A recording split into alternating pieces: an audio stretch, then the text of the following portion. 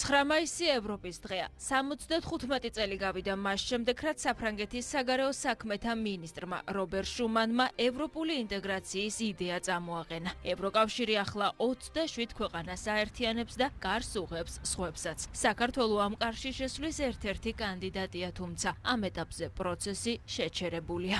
სამწუხაროდ საქართველოს ხელისუფლების ქმედებების შედეგად ევროინტეგრაციის პროცესი შეჩერებულია.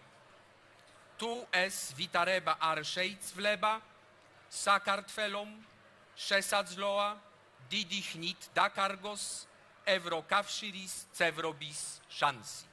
ეს განცხადება ევროკავშირის ელჩმა ევროპის დღისადმი მიძღვნილ ღონისძიებაზე გააკეთა. მის ამ გამოსვლას მხოლოდ ოპოზიცია ისმენდა. ღონისძიებაზე ხელისუფლების წარმომადგენლები არ მიუწვევიათ. ხელისუფლება დიპლომატიურ წარმომადგენლობას პროტოკოლის დარღვევაზე მიუთითებს. ოპოზიცია კი ხელისუფლებას ევროინტეგრაციის პროცესის დაზიანებაში ადანაშაულებს.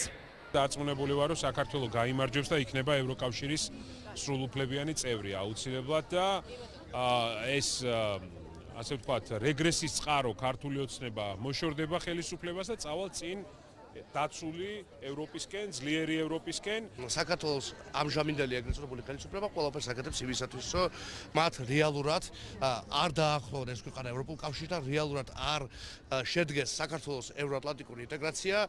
ამიტომაც ამ პოლიტიკური გუნდის ადგილი არ არის ევროპაში. ოპოზიციის და ევროკავშირის ელჩის კრიტიკას მმართველი გუნდი არ იღებს. აცხადებენ, რომ ქართული დემოკრატია საფრთხეში არ არის და საფრთხე არც ქვეყნის ევროინტეგრაციას ემუქრება. ქართული ოცნება ზოგიერთი ევრობიუროკრატის უსამართლო დამოკიდებულებებზე საუბრობს და ევროკავშირის ელჩს მუქარის ტონს უწუნებს. ჩვენ ვაგრძელებთ ჩვენი მხრივ ვალდებულებების შესრულება. საქართველოში დემოკრატია საფრთხეში არ არის. ის კანონმდებლობა, რომელსაც თავის დროზე საყრდნობდა ევროკავშირი, ახლა თავად მიიღო ევროკავშირმა იგივე გამჭვირვალობის შესახებ კანონი, რომელიც ერთადერთს ამის ითხოვდა, რომ გამჭვირვალე ყოფილიყო სამოქალაქო სექტორის დაფინანსება, ახლა თავად ევროკავშირში არის ეს პროცედურები დაწყებული. ნებისმიერი დამოკიდებულება, რომელიც შეიცავს არასწორ ინფორმაციას, უსამართლო დამოკიდებულებას ჩვენთვის არის მიუღებელი და ის სტანდარტები, რომელსაც უნდა აკმაყოფილოთ კანდიდატის სახელმწიფო, როგორც ითით, ჩვენ სულად ვაკმაყოფილეთ, მათ შორის კანონის უზენაესობის და სხვა, მათ შორის ადამიანის უფლებების დაცვის და სხვა ბევრი მიმართულებით, ასე რომ ელჩის ეს განცხადებაც არის ძალიან სამწუხარო. ესეთი განცხადებები, როგორც ჩანს, არის შანტაჟის ინსტრუმენტი და გარკვეული სამაშველო რგოლი იმ რადიკალი ოპოზიციონერებისთვის, რომლებიც ცდილობენ რაღაცნაირად სახელმწიფოს წინააღმდეგ ბუხტი ააგორონ და ქვეყანაში არეულობა გამოიწვიონ. თუ